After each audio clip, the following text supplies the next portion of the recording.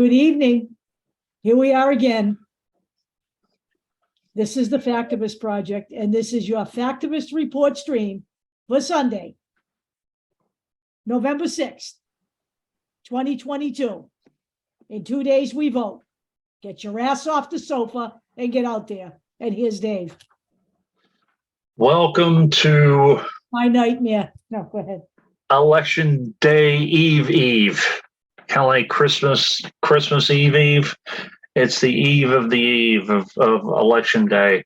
And guess what we're going to be talking about? Let me guess. NFL Sunday. No, we're going to be talking about the election. And in mostly about how we got here and about election deniers and how we fight all of that and how easy it is to find out about what is on your ballot, whether it be resolutions and stuff like that. So without further ado, I'm just going to get right into it.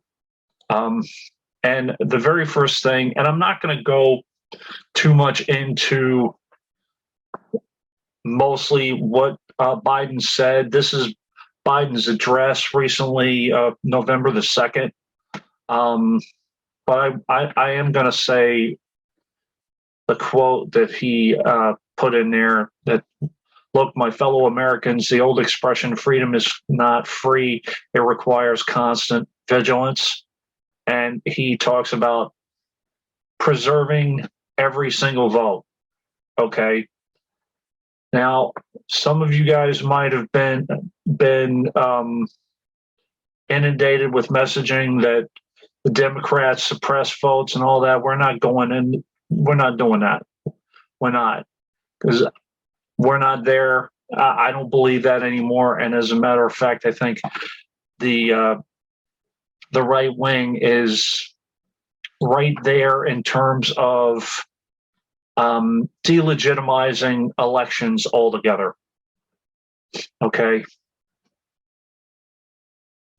You can take a look at President Biden's entire speech later. It'll be right here in the sources.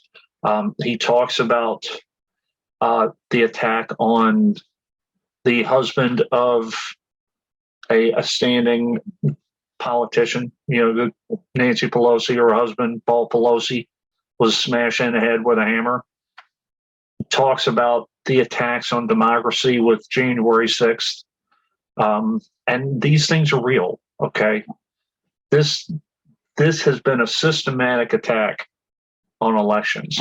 There was a very good opinion piece from September of this year by Carlos Lozada of the New York Times talking about the big lie. And he's basically saying the inside joke that became Trump's big lie. The big lie isn't really the big lie. The big lie is that politics is all a big joke. If it was all a big joke, they wouldn't be going to all this trouble. If it's all a farce, if voting was a farce, they wouldn't be going to this trouble to keep you from voting in the first place. You had the choice to direct your own destiny. The right wing, they're trying to delegitimize all of what the government is doing. And if you remember, Trump started this when he ran against Hillary Clinton and lost the popular vote. He said that, he should have won the popular vote, that there was a scam against him, that he really won the popular vote. Also, if you go back to the birther argument that Obama shouldn't have been president because he wasn't born in this country, it goes all the way back there. So, and all the Pizzagate, all this stuff, they have been trying over and over again to try to delegitimize the entire government. And we're not saying that. And that's how you install a fascist government. We're not saying that there aren't problems, but we're not saying that this is all a sham either. because it's not.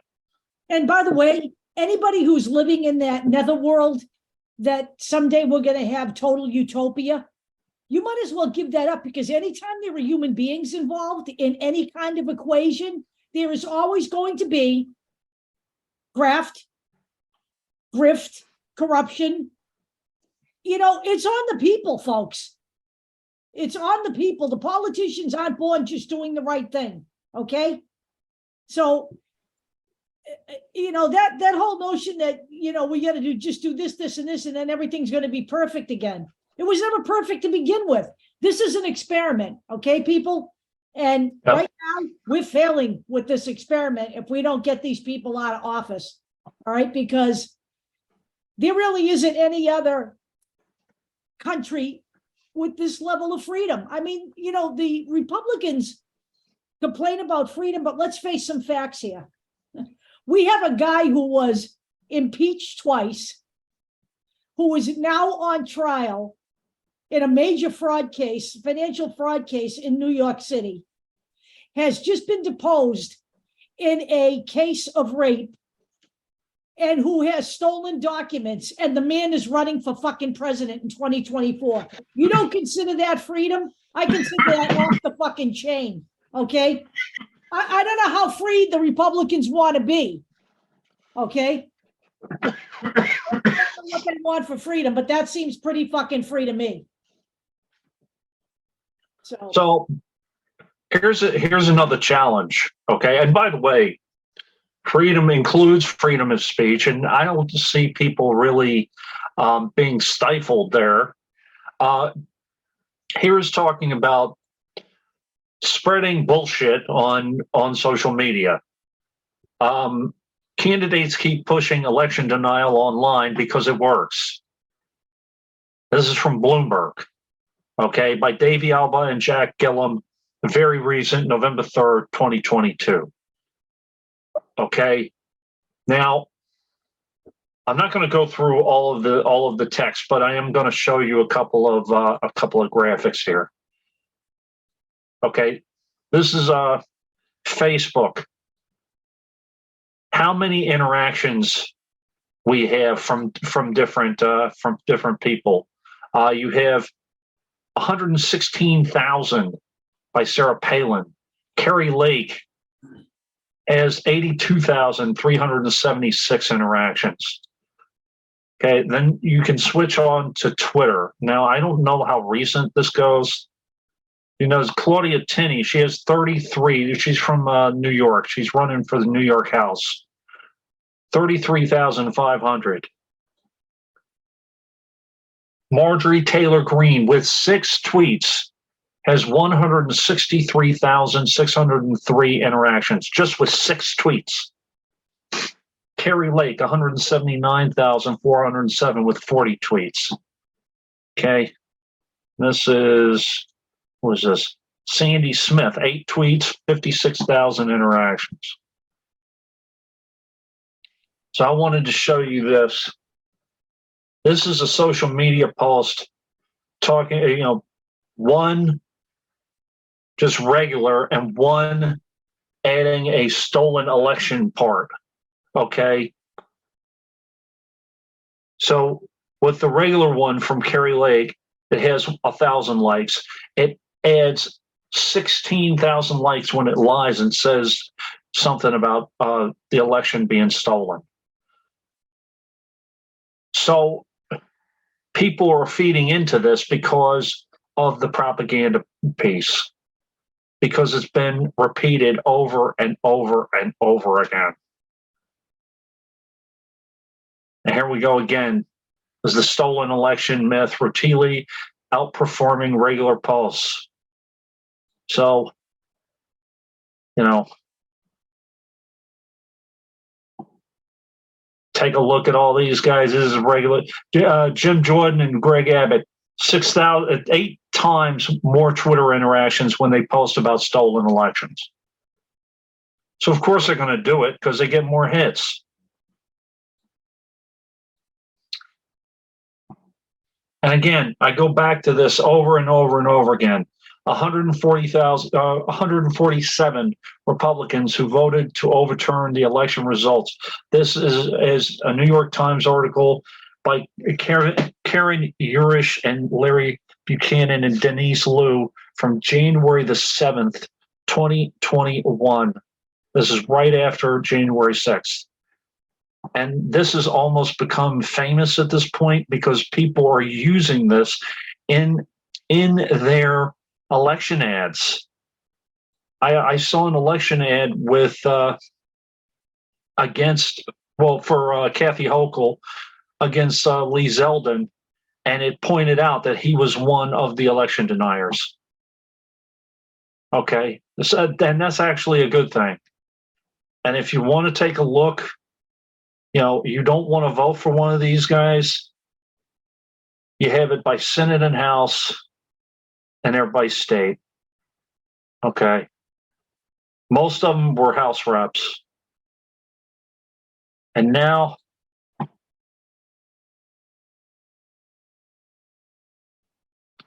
this is the Brennan Center for Justice. Focus on the big lie, not the big liar, because Trump did start this whole thing, but you have to destroy the lie. Listen, Trump is being investigated, and he will be investigated, prosecuted, sued in time. Let them do their thing. But we have to focus on the lie and anybody who is spreading that lie at this point. Because if you only focus on Trump, you're not going to get rid of the problem, which is this prevailing idea that elections are a sham. And they're becoming a sham. It's almost a self-fulfilling prophecy at this point. Trump is only a piece of this problem, okay? Yeah. He is. If he were to drop dead tomorrow, okay, this problem would still be here. So if you're in that, because this is what he's left behind. He has built this infrastructure of treason right here. This is what it is. It's an infrastructure of fascist government. He built this while he was in office, and he has perpetuated this on the road. And when he goes, this stays. This stays until the Republicans are voted out of office. It's as simple as that. Even if they arrest Trump tomorrow, I think people really do believe that this just goes away, that after they arrest him, they're going to go in and arrest Jim Jordan, and that's just not going to happen. This isn't the movies. This isn't the movies. This isn't the Untouchables. This isn't, This isn't the Matrix, okay? This isn't any of that shit. You do your part and let them do their job, okay? Worry about Trump getting arrested later. They have already said they cannot arrest him before the midterms. It gives an impression of political opportunism, and that will backfire on them. No, they know what they're doing. You have almost 300 election denying politicians here. Okay, I am trying to stay away from the polls and all of that stuff and endorsements and Oprah endorsed this one and whatever, Billie Eilish endorsed this. I don't care about all that. But what this is telling me is, number one, try to reduce this number. There's the Washington Post, Adrian Blanco and Amy Gardner, their investigation shows that to them, 171 GOP candidates who are election deniers are favored to win. Let's knock that number down as much as we possibly can. But the point is, they're not going away. You're going to have some of these guys win. Where Republican election deniers are on the ballot near you. You can take a look at them. Even if they don't win, their movement will continue. They will continue to push this.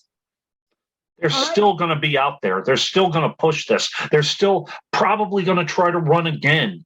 Madison Cawthorn is not going away. These guys, Laura Loomer is not going away. You know, you have all these guys, you know, in the red. Kevin McCarthy, okay?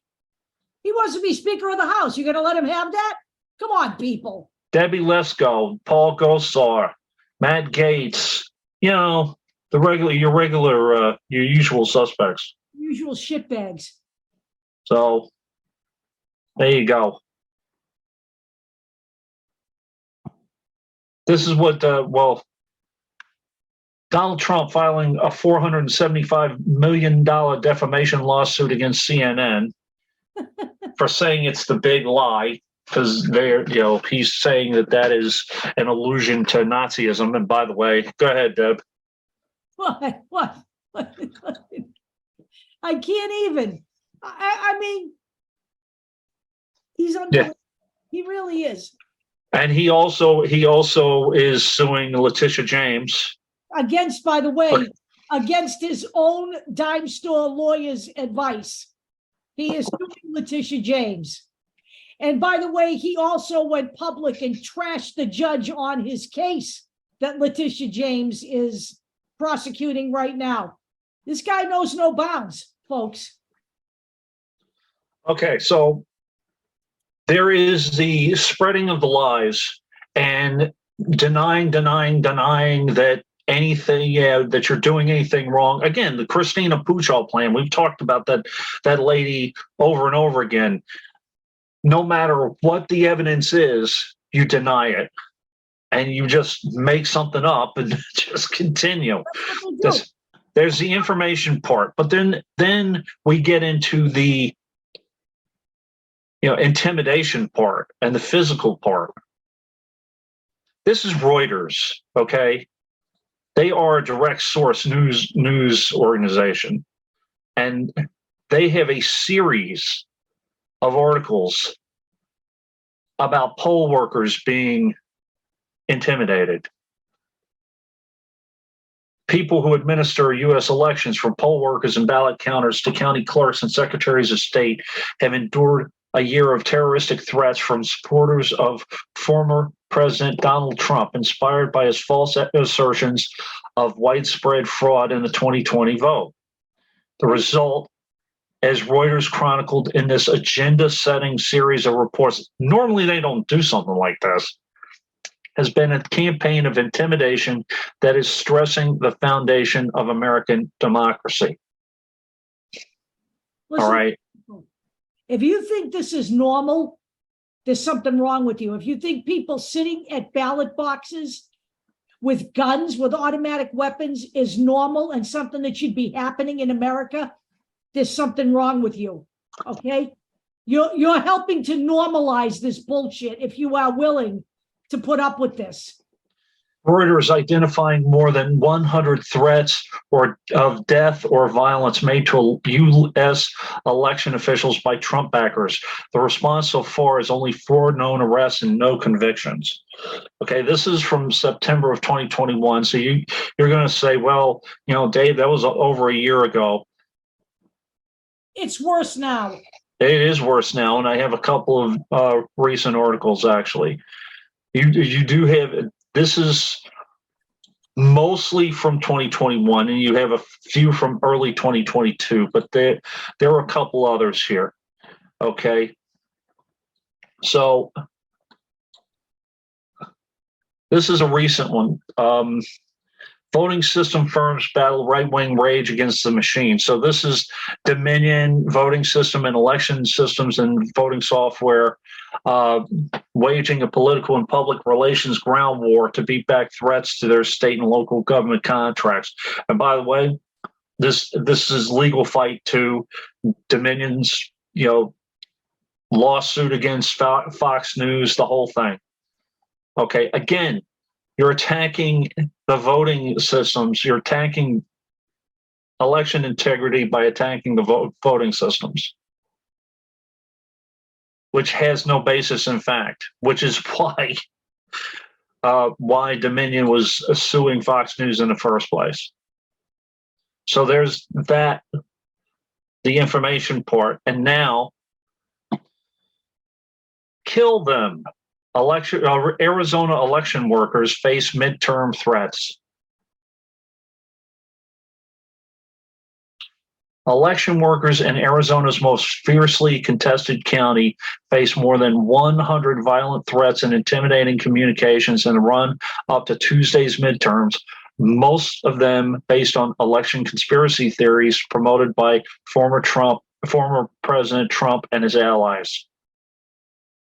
The harassment in Maricopa County includes menacing emails and social media posts, threats to circulate personal information online, which is doxing, and photographing employees arriving at work, according to nearly 1,600 pages of documents obtained by Reuters through a public records request for security records and correspondence related to threats and harassment against election workers.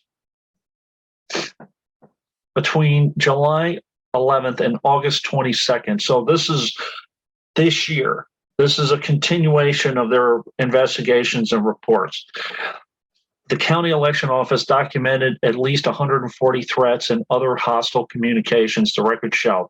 You will be executed, said one. Wire around their limbs and tied and dragged by a car, wrote another. How much? You think that's normal? Do you really think that's normal? Many of the threats in Maricopa County, which helped propel President Joe Biden to victory over Trump in 2020, cited debunk claims around the fake ballots, rigged voting machines, and corrupt election officials. Okay. Other jurisdictions nationwide have seen threats and harassment this year by former president supporters and prominent Republican figures who questioned the legitimacy of the 2020 election. And yes, it is very possible that this is going to happen after the elections, but we have to continue on. We have to vote how we feel we need to vote, and we cannot be intimidated, period. Lee Zeldin, Andrew Corborino are my two shitbags in my state that are election deniers and Trump supporters. So now there is good news in a minute, but I thought this was very interesting. 2022's most and least politically engaged states. What I want to say here is a couple things. Among developed nations, the U.S. is ranked 30 out of 35 when it comes to voter turnout. So this is developed nations, free developed nations. We don't really vote. We take this for granted. We need to change that, or we're going to lose it. Okay. I thought this was interesting. So we have two I want to take a look at. So we have, where's Nevada here? I lost Nevada, but Georgia is number 25. Nevada is number 38. In terms of most politically involved or engaged states. Georgia with a typically under 50% voter turnout, and Nevada is the same. Well, it's 43.29 and Georgia's 48.24. Okay. So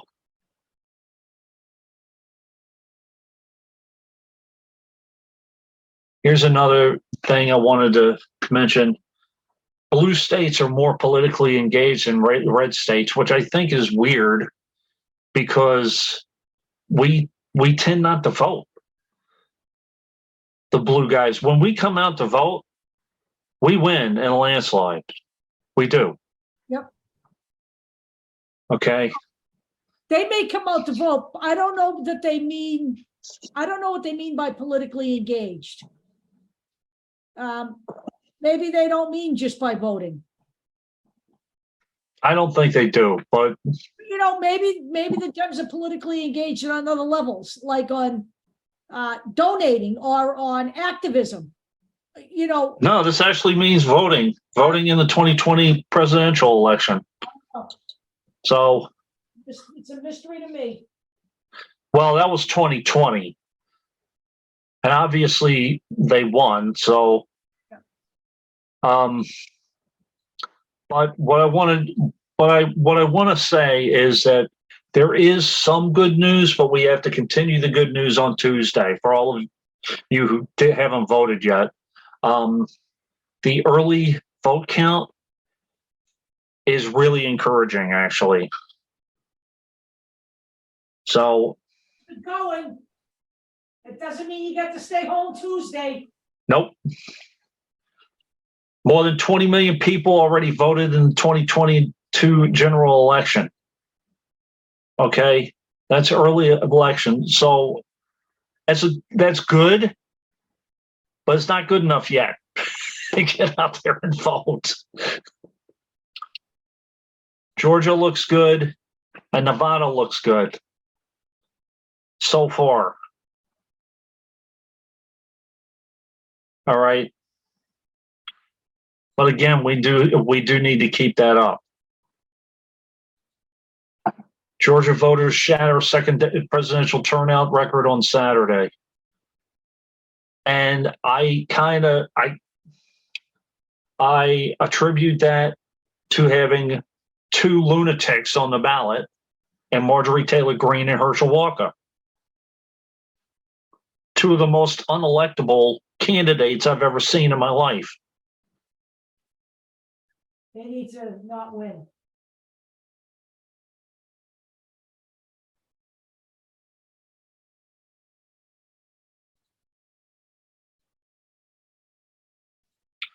So hold on one second.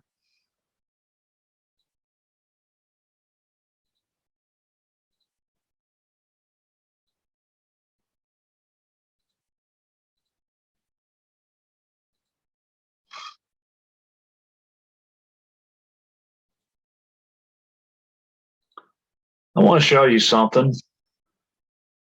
It's really easy to check your ballot out now. I already have it set up. This is called the Local Defense Fund. You will have this in the sources if you want to check to see what your ballot looks like before you go to the polls, so you know what you're voting for.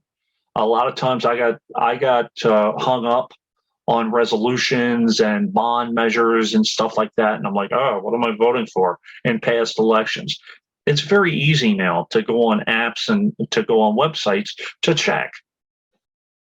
So the Legal Defense Fund website, you can go on these different ones. There's different ballot tools and ballot generators. I used Ballotpedia. And here's here. And by the way, this is the address to my local police precinct, so don't think I'm doxing myself. And this is what my ballot's going to look like. So the House race is Garbarino versus Jackie Gordon. Every single Democrat is also on the Working Families Party on my ballot in New York. That's just the way it is in my ballot. So, and I'm voting Working Families Party. At least I'm voting hopeful Working Families Party to keep them around, because they need that for their ballot line. But we have Chuck Schumer, Letitia James. I'm absolutely voting for her. Kathy Hochul versus Lee Zeldin. Yes. Delgado and Thomas DiNapoli. And then there's the state assembly. There's a new guy. His name is Stephen Delvecchia. I'm going to vote for him. He's a newcomer. He's a dark horse versus Michael Dorso, who's the Republican incumbent, but I'm going to try. And there is the state Senate. Monica Martinez versus Wendy Rodriguez. I did do my research on them as well. This is why you go to a website like this. But what I wanted to show too, this ballot measure. Okay, this is what we call civic engagement. So take a look at this stuff. Okay, this is something that came out a while back, but was put on the back burner because of COVID-19. Okay, so proposal 1, which is this proposal, would issue $4.2 billion up to, by the way, $4.2 billion in general obligation bonds for projects classified as climate change mitigation. And they split it up. Like 1.5 will be for water pollution reduction projects. Another 1.1 will be for flood risk reduction. Another for land conservation, recreation plans, things of that nature. Some of this, about 30, like a third of it, is going to be towards poorer communities to clean up water for poor and do things for poorer communities. Okay. So from there, I did a little bit of research. 2, checked it out, the positives and the negatives. To be honest with you, I didn't see many negatives, because you also have to understand that when you're talking about this, you're talking about money that's going to be spent over a decade. It's not like they're going to plop $4.2 billion on a table and go, here, boys, take it. All of these long-term projects, even the long-term things. Yep. And when you're talking about the Supreme Court has declawed in some ways, or taken power away from a lot of these regulatory organizations like the Environmental Protection Agency, and not for nothing, the Consumer Financial Protection Board. You need things like this to be passed. I will tell you right now, I actually firmly believe if they win power, they will get rid of the EPA. I do too. I do too. Not to This make is some public education. Yeah, this is something that Cuomo had originally designated three billion to. Kathy Hochul added another 1.2 to it.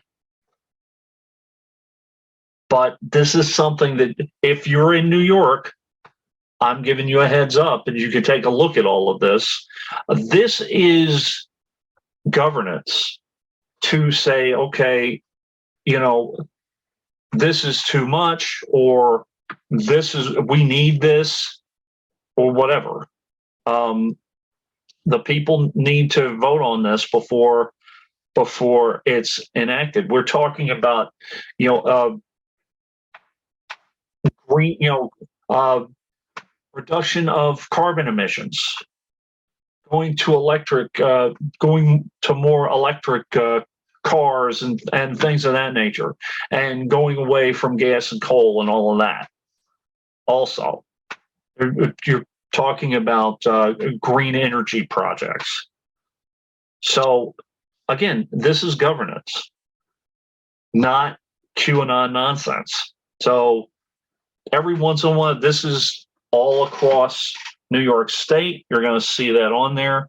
Other states are going to have different resolutions. Florida, God knows, we'll see.